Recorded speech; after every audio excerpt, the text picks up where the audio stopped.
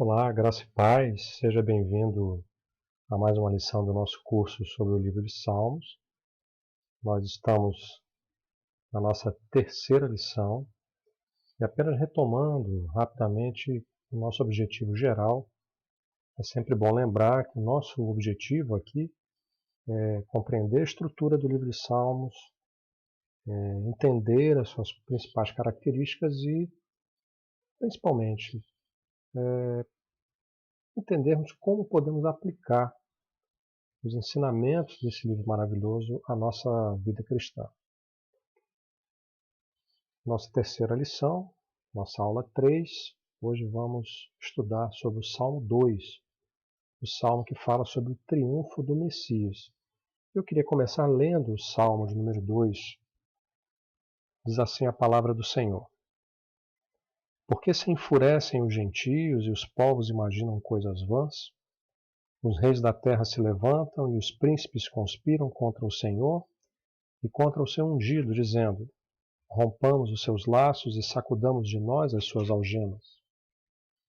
Ri-se aquele que habita nos céus, o Senhor zomba deles. Na sua ira, a seu tempo, lhes há de falar, e no seu furor os confundirá. Eu, porém, constituí o meu rei sobre o meu santo monte Sião. Proclamarei o decreto do Senhor. Ele me disse: Tu és meu filho, eu hoje te gerei. Pede-me e eu te darei as nações por herança, e as extremidades da terra por tua possessão. Com vara de ferro as regerás e as despedaçarás como um vaso de oleiro. Agora, pois, ó rei, sede prudentes, deixai-vos advertir, juízes da terra. Servi ao Senhor com temor e alegrai-vos nele com tremor. Beijai o filho para que se não irrite e não pereçais no caminho, porque dentro em pouco se lhe inflamará a ira. Bem-aventurados todos os que nele se refugiam. Salmo de número 2 é um salmo atribuído a Davi. Está dentro da categoria dos salmos reais, os salmos régios. Muito embora aqui nós também tenhamos o elemento messiânico, porque esse salmo nos fala não somente do reinado de Davi, mas aponta para o Messias. É provável que esse salmo tenha sido composto para a coroação de Davi. A gente encontra vários paralelos entre esse salmo e a passagem que está lá em 2 Samuel capítulo 7, especialmente na promessa de Deus a Davi de que a aliança com ele seria uma aliança eterna, uma aliança perpétua. Claro que aqui, extrapolando apenas o reino terreno de Davi e dos seus descendentes, mas apontando também para Jesus, o filho de Davi, o descendente de Davi, e também aquele que tem direito sobre o trono davídico. O tema principal desse salmo é o domínio de Deus e do seu ungido, e também o juízo de Deus contra aqueles que se rebelam contra ele. Esse texto, esse salmo, melhor dizendo, ele é citado em vários momentos do Novo Testamento. Eu coloquei aqui para iniciar a citação que está lá em Atos 13:33, quando o salmo, inclusive, ele é chamado de Salmo 2, que mostra que nessa época o saltério já estava completo e composto como nós possuímos hoje. O texto diz: Nós lhes anunciamos as boas novas. O que Deus prometeu a nossos antepassados, Ele cumpriu para nós, seus filhos, ressuscitando Jesus, como está escrito no Salmo 2. Tu és meu filho, hoje te gerei. Outras citações encontramos no Evangelho de Mateus, na Carta aos Romanos, também no livro de Hebreus, capítulo 1 e também no capítulo 5.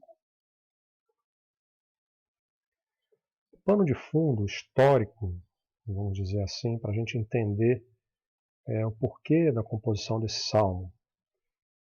Aqui citando o comentarista Arthur Weiser, ele explica que era comum, quando havia uma transição de poder dentro do reino, a morte de um rei e outro rei sendo entronizado, qualquer mudança dessa natureza costumava gerar uma agitação, um certo alvoroço no reino, é natural, e também entre os povos subjugados, aqueles que tinham sido dominados, que pagavam impostos, que estavam debaixo, vamos dizer assim, do domínio daquele rei, viam nesse momento, os vassalos viam nesse momento de mudança, de transição, de aparente vácuo de poder, uma oportunidade para tentar se libertar, para tentar romper, como ele diz aqui, os grilhões da servidão.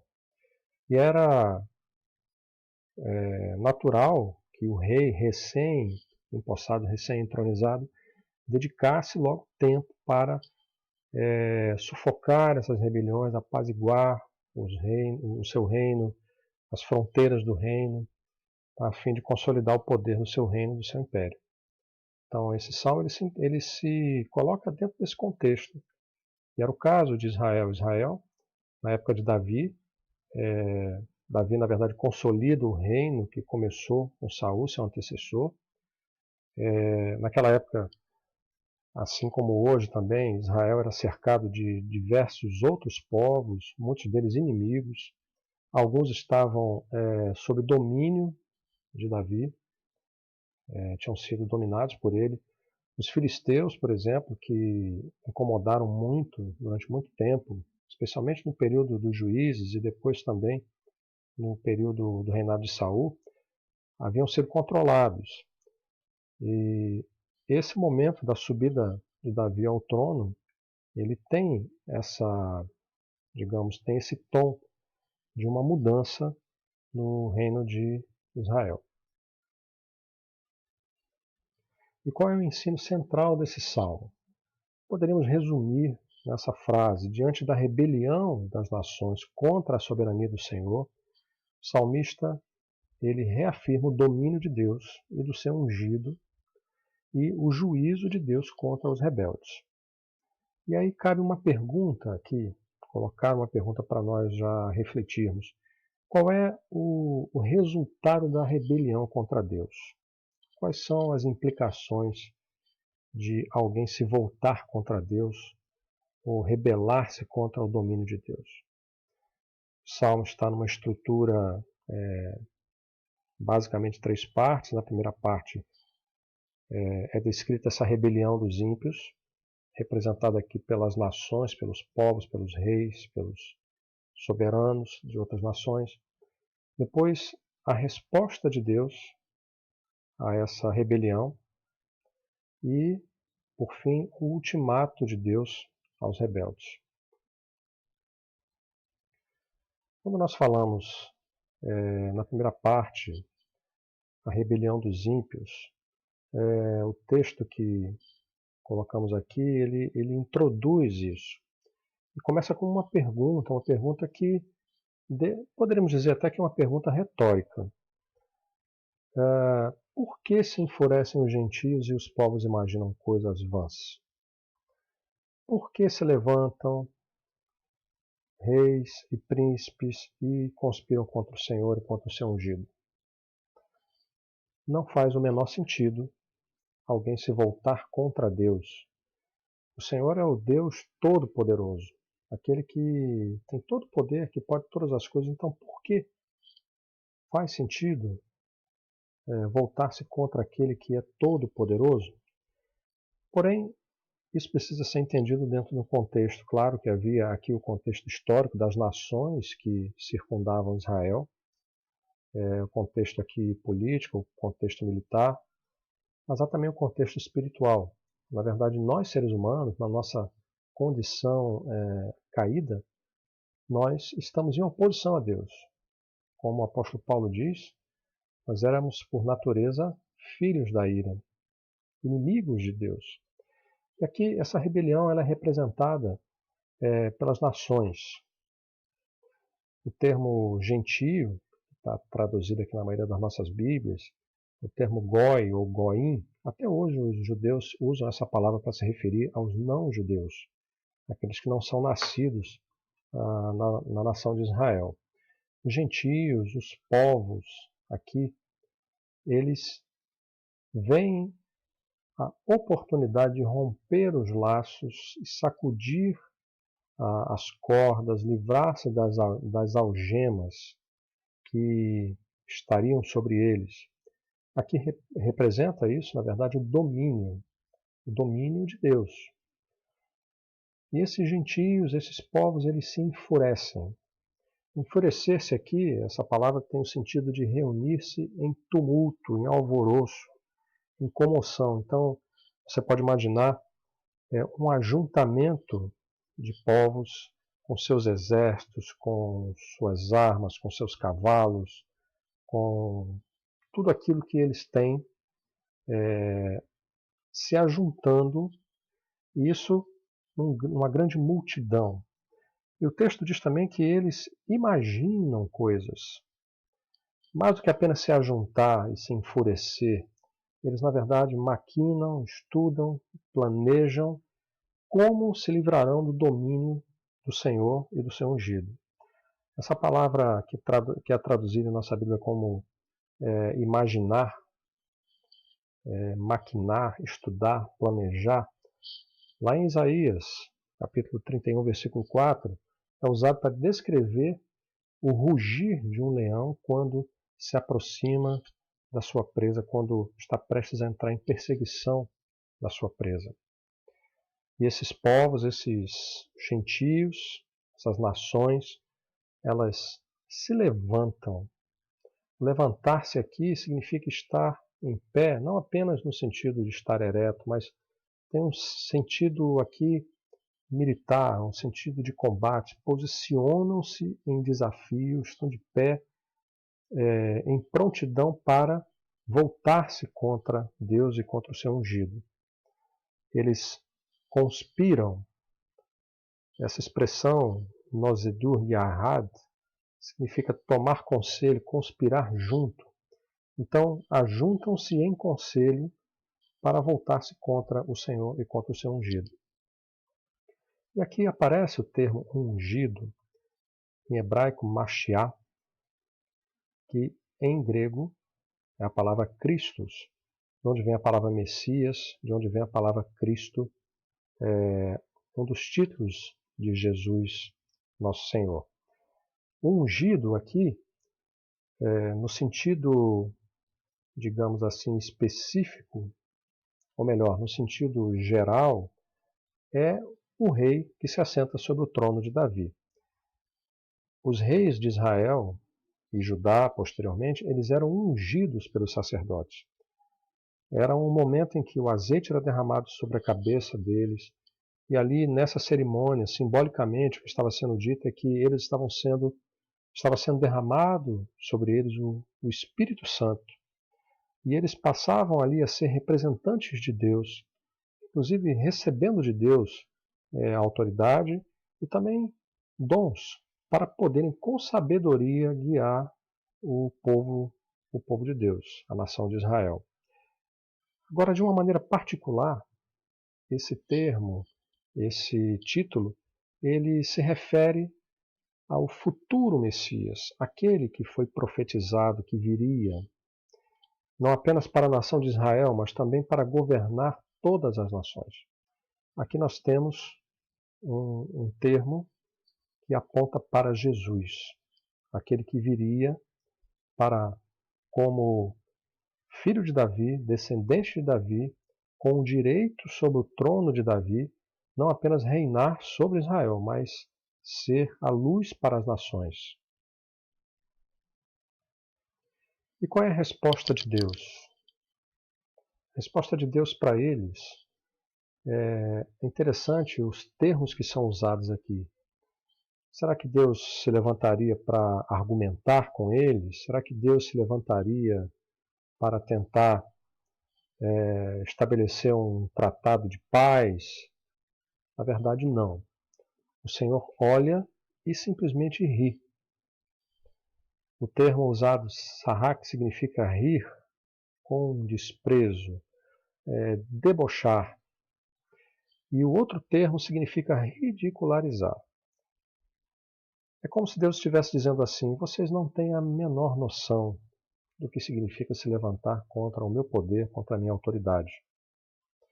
Então Deus olha para aquela atitude, a atitude das nações que querem se rebelar contra a sua autoridade, contra o seu poder, olha com desdém, com desprezo. É como se fosse uma piada de mau gosto, mas uma piada. Há aqui também uma advertência. O texto diz que Deus derramará sua ira e o seu furor, e diz que a seu tempo os confundirá. Então quero chamar sua atenção para essa expressão, a seu tempo. Significa que nem tudo o que está nos planos de Deus já aconteceu. Há muito ainda a acontecer. Aqui nós temos uma nota, um tom escatológico, a seu tempo, no tempo devido, dentro dos planos de Deus, dentro do controle de Deus sobre a história, ele há de se manifestar. E essa manifestação vai trazer a confusão. Aqui, o sentido de assustar. As nações ficarão atônitas, ficarão confusas, ficarão atemorizadas quando o Senhor se levantar para julgá-las. E o Senhor, na sua resposta, fala em um decreto. Aqui Davi, o salmista, toma a palavra e diz que vai proclamar o decreto do Senhor. O decreto do Senhor aqui, ele equivale à Torá, equivale à palavra de Deus, à lei do Senhor. Inclusive é o mesmo termo usado como sinônimo para a palavra de Deus lá no Salmo 119, em vários momentos. E esse decreto do Senhor legitima o ungido de Deus, legitima aquele que se assenta sobre o trono de Sião. Sião aqui representa Jerusalém, representa a própria nação de Israel, representa aqui a capital, o centro do poder dessa nação. O reino do ungido é a verdadeira resposta de Deus para as nações. Então, a resposta de Deus é estabelecer o reino do seu ungido. O Senhor anula os planos dos reis, dos soberanos, estabelecendo o seu rei. E esse reino de Davi, ele é um sinal disso. É um sinal do reinado messiânico que viria. O reinado messiânico que ainda haverá de se manifestar. E a promessa de Deus aqui para o Messias, para o seu ungido. Pede-me, e eu te darei as nações por herança, e as extremidades da terra por tua possessão.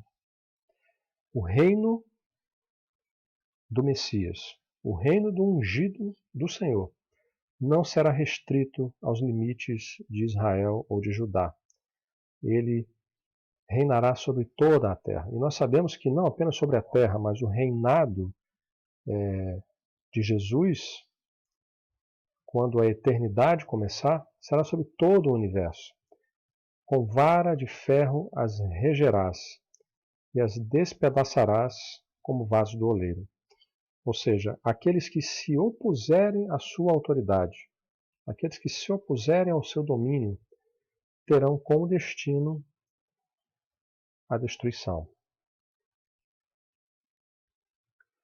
Ainda falando sobre a resposta de Deus, aqui o versículo 7, que é inclusive o texto citado em vários momentos no Novo Testamento, como nós já falamos no início. Tu és meu filho, hoje te gerei. Versículo 7. É um pouco estranho, e era estranho para eles, povo de Israel, essa ideia de Deus gerar filhos. Esse é um conceito que eles não conseguiam compreender e que até mesmo hoje em dia pode gerar interpretações equivocadas, interpretações errôneas. Lembrando que os reis das nações daquela época, como por exemplo o faraó, rei do Egito, eles se apresentavam como divinos. Eles reivindicavam essa filiação divina aos seus deuses. Eles eram vistos e adorados como se deuses fossem também. Mas não é esse o sentido que o texto está querendo atribuir ao rei que se assenta sobre o trono de Sião, de forma alguma. Para que esse texto seja compreendido, nós precisamos olhar ou compreender à luz da doutrina da Trindade e da divindade de Jesus. Coloquei aqui o texto de João, capítulo 1, versículo 18. O Evangelho de João diz: Deus nunca foi visto por alguém. O Filho unigênito que está no seio do Pai, esse o revelou. Então aqui João está dizendo, Deus, na sua glória, não pode ser contemplado. Mas Jesus Cristo, seu Filho unigênito, em outras versões, o Deus unigênito, que está no seio do Pai, aquele que foi gerado pelo Pai na eternidade, não criado, mas gerado pelo Pai, no seio da Trindade. Esse, o Deus Filho, é que se revela e, ao revelar-se, revela também o Pai. Por isso, Jesus é chamado Filho de Deus. Não no sentido em que as criaturas foram criadas por Deus e teriam essa filiação, no sentido mais genérico. Não da mesma forma que o Gênesis se refere ao homem como criado à imagem e semelhança de Deus. Entenda? Imagem e semelhança.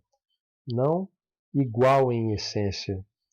Aqui o termo, tu és meu filho, hoje te gerei, especialmente lá na carta aos Hebreus, vai ser apresentada como uma das credenciais divinas de Jesus. Por isso, o texto de Hebreus diz, porque a qual dos anjos disse jamais, tu és meu filho, hoje te gerei? E outra vez, eu lhe serei por pai e ele me será por filho. É outra categoria de filiação. Por isso o termo, o filho unigênito, aquele, o único gerado da essência de Deus, que participa da mesma substância do Pai e do Espírito Santo. Essa é a comunhão na eternidade passada que a Trindade experimenta, da qual nós temos apenas um vislumbre, porque é um mistério. Mas o que está se afirmando aqui é que esse ungido, ele não será apenas um representante humano, terreno, sobre a face da terra, um representante de Deus entre os homens, mas ele é o próprio Deus, o Verbo que se fez carne e habitou entre nós, como diz o Evangelho de João, e vimos a sua glória, a glória do unigênito do Pai. Moisés, através de Moisés, veio a lei, mas ele diz, a graça e a verdade vieram através ou por intermédio de Jesus Cristo, nosso Senhor. Também o texto de Hebreus, capítulo 5, versículo 5. Assim também Cristo não se glorificou a si mesmo para se fazer sumo sacerdote, mas aquele que lhe disse, tu és meu filho, hoje te gerei. Mais uma vez esse texto é citado. O Senhor agora apresenta um ultimato a esses rebeldes. A partir do versículo 10 até o final do Salmo, todos esses verbos estão no imperativo lá no original. Então, Deus agora se volta, através da instrumentalidade do salmista, volta-se para essas nações, para esses gentios rebeldes e diz a eles, vocês têm uma alternativa. Vocês não precisam entrar em guerra com o Senhor. Sejam prudentes, sejam sábios, deixem-se instruir, sirvam ao Senhor, submetam-se à vontade do Senhor, reconheçam-no como Senhor.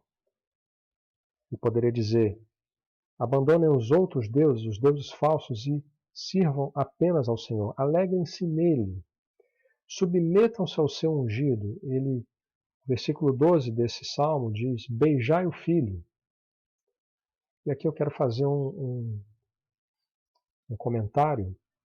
Jesus se apresenta como o caminho, a verdade e a vida. Ele diz: ninguém vem ao Pai a não ser por mim. Não há outro caminho para nos aproximarmos de Deus que não seja por Jesus Cristo, seu Filho. Por isso, é através de Jesus que nós podemos ser acolhidos pelo Pai, acolhidos por Deus. Por isso, beijai o Filho, sabendo que esse Filho é aquele que virá julgar os vivos e os mortos. E o texto conclui no versículo 12: busquem nele o refúgio. Bem-aventurados todos os que nele se refugiam, versículo 12 diz. E aqui nós encontramos um eco do Salmo 1, que também nos fala da bem-aventurança.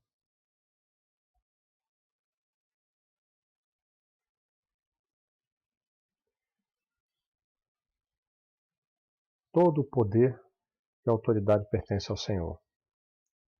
Essa é uma declaração que encontramos em vários momentos na palavra de Deus. E esse salmo ele se debruça exatamente sobre isso, sobre esse tema.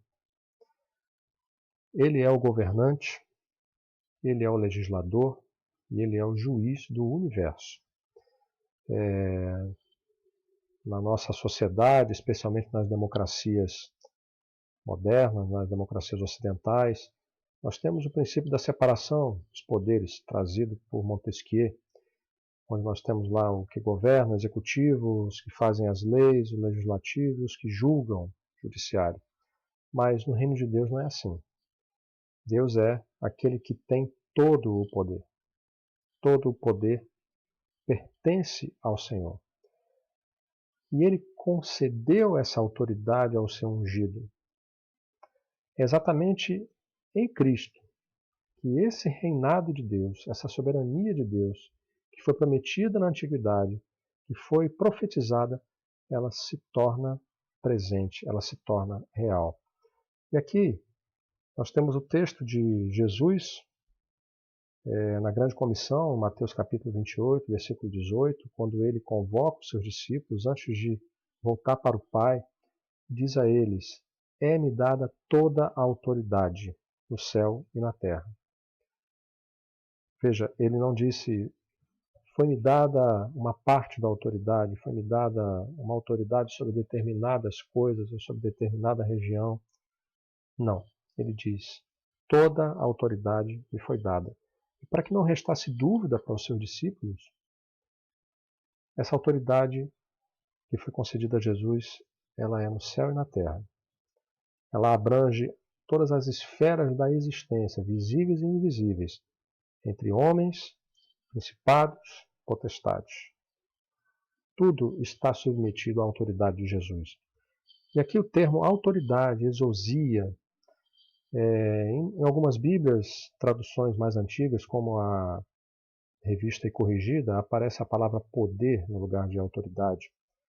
O termo é melhor traduzido como autoridade. O que é autoridade? Não é apenas o poder, ou seja, a capacidade de fazer, a capacidade de realizar alguma coisa. Porque isso Jesus já possui, porque Ele é Deus. Por isso Ele tem o poder. Mas a autoridade lhe foi concedida pelo Pai. Jesus veio a este mundo, Jesus morreu em nosso lugar, Jesus venceu a morte ao ressuscitar e por isso recebeu do Pai essa autoridade para dominar sobre todas as coisas. É por isso que o texto de Filipenses nos diz, pelo que Deus o exaltou sobremaneira, ou soberanamente em outras versões. Ele deu o nome que está acima de todo nome, para que ao nome de Jesus se dobre todo o joelho, nos céus, na terra, debaixo da terra, e toda língua confesse que Jesus Cristo é o Senhor. Para quê? Para a glória de Deus Pai.